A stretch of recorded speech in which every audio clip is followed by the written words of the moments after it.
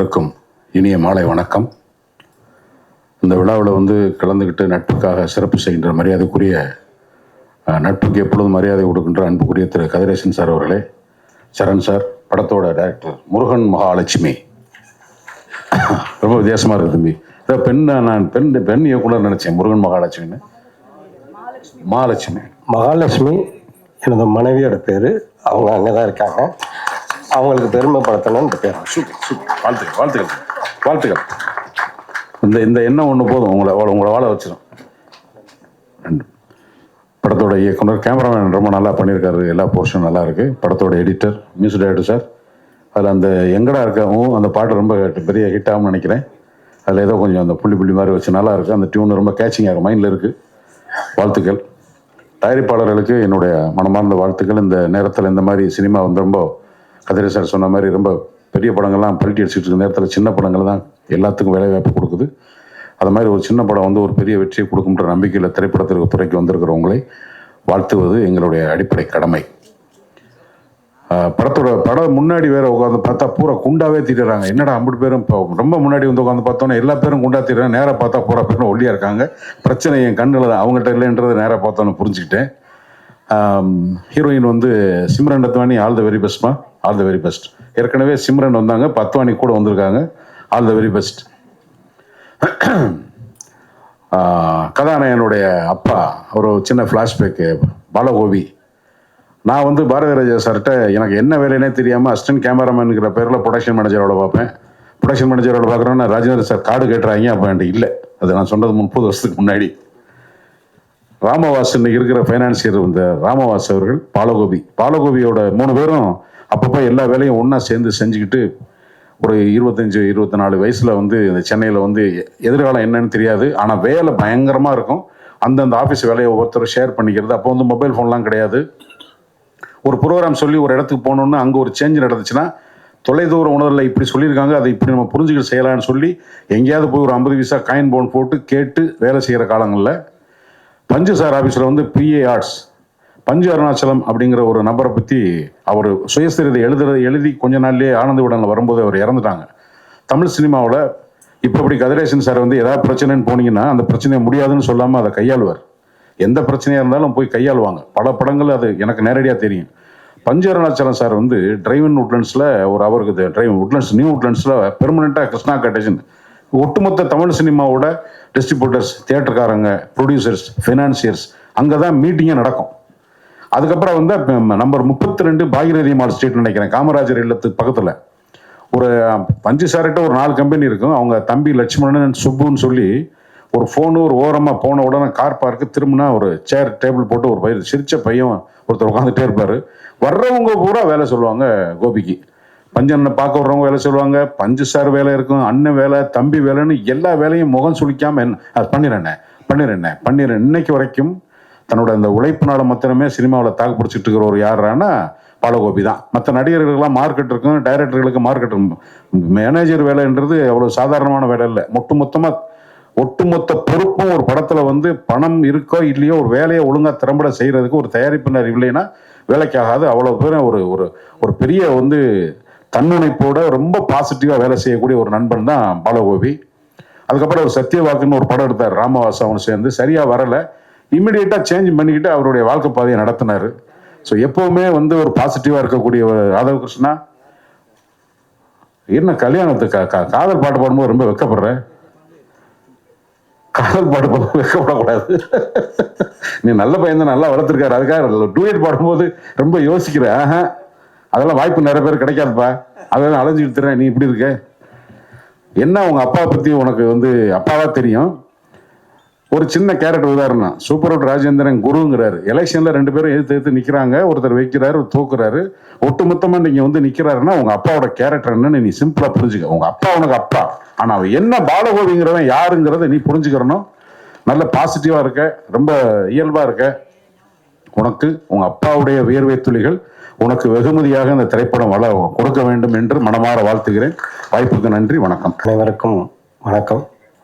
ஊடக நண்பர்கள், மேடையில் இருக்கிற அனைத்து பெரியவர்களுக்கும் நன்றி. என்னை இந்த மேடைக்கு கொண்டு வந்த புரட்சி கலைஞர் விஜயகாந்த் அவர்களின் ஆசையில் திரு எல்கேஎஸ் அவர்களுக்கும் பிரேமலதா விஜயகாந்த் அவர்களுக்கும் இந்த மேடையில் நான் நன்றியை சொல்ல கடமைப்பட்டு இருக்கேன். ஏன்னா நான் உங்கள் ஆஃபீஸில் ஆஃபீஸ் பாய் தட்டு கழுவிட்டு இருந்தேன். சரி அவர் நினச்சா கொஞ்சம் கஷ்டமாக இருக்கு. இந்த மேடையை நான் எப்படி நிற்கணும்னு அவர் ஆசைப்பட்டார். அந்த ஆசையை நான் நிறைவேற்றிட்டேன். அது வரைக்கும் எனக்கு சந்தோஷம்.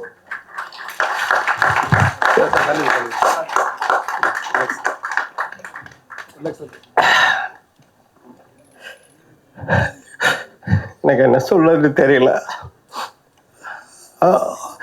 அவர் இந்த மேடையில் இல்லாத எனக்கு அர்த்தமா இருக்கு. மன்னிச்சிருக்க. என் கூட தான் இருக்கிறாரு அவர். எங்கேயும் போகல, இங்கே தான் ஏதோ பக்கத்தில் உட்காந்துட்டு இருக்கிறாரு.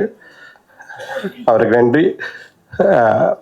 அதுக்கப்புறம் பாலகவி சார் அவருக்கு நன்றி, ரகு சாருக்கு நன்றி. அப்புறம் ஒரு உதவிக்கிறாரா ஆஃபீஸ் பாயாக இருந்த என்ன இவனுக்கு இருக்கு டேலண்ட் இருக்குன்னு சொல்லி என்னை முதல் படத்திலே உதவி இயக்குனர் சேர்த்துட்ட சுரேஷ் கிருஷ்ணா சார் அவர்களுக்கும், டைரக்டர் உதயன் சார் அவர்களுக்கும், மறைந்த ஆர்என்ஆர் மனோகர் சார் அவர்களுக்கும், சத்தியம் திரைப்பட இயக்குனர் ஏ ராஜசேகர் அவர்களுக்கும்,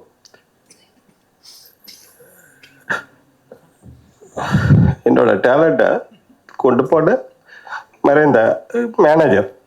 ஏன்னா அவங்க இல்லைன்னா நான் அந்த மேடையில் கிடையாது. ராதாகிருஷ்ணன் இறந்துட்டாங்க, மல்லியம்பட்டி மாதவன் சொல்லி உங்களை எல்லாருக்குமே தெரியும். அவங்களாம் இல்லைன்னா சத்தியம் அந்த மேடையில் நான் கிடையாது. எல்லாருக்கும் நன்றி. நான் சென்னையில் ஊரில் டெய்லர் வேலை பார்த்துக்கிட்டு இருந்தேன். அப்போ சின்ன சின்ன கதைகள்லாம் நாடகம் இதெல்லாம் எழுதும்போது எங்கள் அப்பா நாடகத்தில் நடிப்பார். அவரை பார்த்து எனக்கு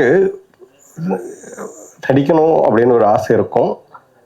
அப்புறம் நான் எங்கே நடிக்கிறது இருக்கும்போது நானே பசங்களை வச்சு கதைகள்லாம் எழுதி சின்ன பசங்களை வச்சு நாடகம் போட்டுக்கிட்டு இருந்தேன். அப்படி இருக்கும்போது என்னோட இதை பார்த்து எல்லாரும் சென்னைக்கு போய் சினிமா வேலை ஏன்டா பார்க்குறேன் இங்கே இருன்னு சொல்லுவாங்க. எங்கள் அப்பா நான் டெய்லர் வேலை பார்த்தாலும் இல்லைடா நீங்கள் இருக்க வேண்டிய இல்லை, நீ சென்னைக்கு போய் எங்கேயாவது கஷ்டப்பட்டு நீ சினிமாவில் சாதிடா, உனக்கு அந்த இது இருக்குன்னு சொல்லி அந்த டெய்லர் ராமசாமி என்னை சென்னைக்கு அனுப்பிச்சி விட்டார். இங்கே வந்து நான் இருந்த இடம் இதய தெய்வம் புரட்சி கலைஞரோட அலுவலகத்தில் ஆபீஸ் பாயா. அங்கே இருந்து என்னோட பயணத்தை நான் திரைப்பயணத்தை தொடங்கினேன். அவர் கூட திரும்ப அவர் படத்துல இருந்தேன். 2-3 படம் அவரே சொல்லி விட்டு திருப்பி அவரே என்னை கூப்பிட்டு சத்தம் விட்டார், நீ என் கூட இருந்தேன்னா என் ஆள்னு நினச்சி உன்னை யாரும் கூப்பிட மாட்டாங்கடா, நீயா தனியாக ட்ரை பண்ணணும் வைக்கணும் அப்படின்னு மோட்டிவேஷன்லாம் கொடுக்குறது எனக்கு அவர் தான். இன்ன வரைக்கும் அந்த வீட்டுக்கு கதவை தட்டாமல் போகிற ஆளில் நான் ஒரு ஆள். இதை வெற்றியெல்லாம் எல்கே சுதீஷ் சார் அவர்களுக்கு ரொம்ப பங்கு இருக்கு. நான் அவங்களுக்கு இந்த இடத்துல நன்றியை சொல்லிக்கிறேன். அப்புறம் இந்த படத்தின் விழாநாயகன் அசுமித்ரா சார் அவர்களுக்கு எனது முக்கிய நன்றி. ஆதவ் கிருஷ்ணா சொன்ன மாதிரி தான். ஆதவ் கிருஷ்ணா நாங்கள் தம்பி ஃப்ரெண்டு அப்படி தான் இருந்திருக்கோம். எங்கள் 2 பேருக்குள்ள பாண்டிங் பயங்கரமாக இருக்கும். நாங்கள் அடிக்காத லூட்டி கிடையாது, நாங்கள் பண்ணாத கிண்டல் கிடையாது, எல்லாமே பண்ணுவோம். ஆனால் ஏன்னா ஸ்பாட்டில் கொஞ்சம் ஃப்ரீயாக ஒர்க் பண்ணணும். ஏன்னா அவர் புதுசாக இருந்ததுனால எந்த ஒரு விஷயம் இருக்கக்கூடாது, ஃப்ரீயாக ஒர்க் பண்ணணும்னு சொல்லி நானும் புதுசு தான் இருந்தாலும் கொஞ்சம் ஃப்ரெண்டாக ஒர்க் பண்ணால் தான் அந்த டீமை செட் பண்ண முடியும்னு சொல்லிட்டு சின்ன டீம்லேருந்து ஸ்டில் ராஜன் சார் இருக்கு, எல்லாருமே ஆர்கேயாக இருக்கட்டும், ஆர்ட் டைரக்டர் ரொம்ப அழகாக பண்ணி கொடுத்தாரு எங்களுக்கு ரஜினி சேகர் சார். இது எல்லாத்தையும் செதுக்கி கொடுத்தது கேமராமேன் சார். மற்ற இந்த பாடல் டான்ஸ் மாற்ற இருந்த கிருஷ்ணா சார் அவர்களுக்கும் சரி, தீனா சார் அவர்களுக்கும் சரி, லிரிக்ஸ் சைடு சொல்லணும்னா ஸ்நேகன் சார், அப்புறம் அருண் பாரதி சார் இங்கே இருக்காங்க, அவங்கள பற்றி உங்களுக்கு எல்லாருக்குமே தெரியும், எல்லாமே தெரிஞ்சவங்கிறதுனால நான் பெருசாக யாரை பற்றி சொல்லலை. ஏன்னா நான் சொல்கிறதுக்கு மேலே எல்லாமே பண்ணி சாதிச்சிட்டாங்க. மணி அமுதவான் அவர் ஃப்ரெண்டு, அவர் ஆரம்பத்துலேருந்தே வாய்ப்பு தேடி அடையும் போதே அவரோட டேலண்ட் எனக்கு தெரியும். அதனால தான் அவரையும் பார்த்து ஒரு சாங் கொடுத்தோம். எல்லாருமே நல்லா பண்ணியிருக்காங்க. இந்த படம் இன்னைக்கு வெளியிடணும் அப்படிங்கிறதுக்காக நாங்கள் பண்ண பிளான். லவர்ஸ் டே அன்னைக்கு இந்த எல்எஸ்எஸ் வரணும் அப்படின்னு ஆசைப்பட்டோம்.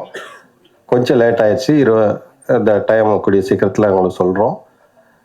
அதனால் எப்பயாவது இந்த ஆடியோ லான்ச்சாவது இன்றைக்கி லவர்ஸ் டே அன்னைக்கு பண்ணணும் அப்படிங்கிறதுக்காக இந்த படத்தை நாங்கள் இன்றைக்கி ஆடியோ லான்ச் பண்ணிக்கிட்டு இருக்கிறோம். உங்கள் ஆதரவு எங்களுக்கு எப்போதும் வேணும். என்னை மாதிரி புது இயக்குநர்களுக்கு ஊடக நண்பர்கள் நீங்கள் தான் எல்லோரும் சப்போர்ட் பண்ணணும். உங்களை நம்பி இன்னும் நாங்கள் நிறையா இயக்குநர்களாக வந்துக்கிட்டு இருக்கிறோம். மக்கள்கிட்ட நல்ல கதையாக கொண்டு போய் சேர்க்கணும். சேர்த்தாத்தான், இல்லாட்டி நான் என்ன கும்பிடு போட்டாலும் ஒன்றும் கிடையாது. நல்ல கதையாக பண்ணியிருக்கேன்னு நம்புகிறேன். நன்றி.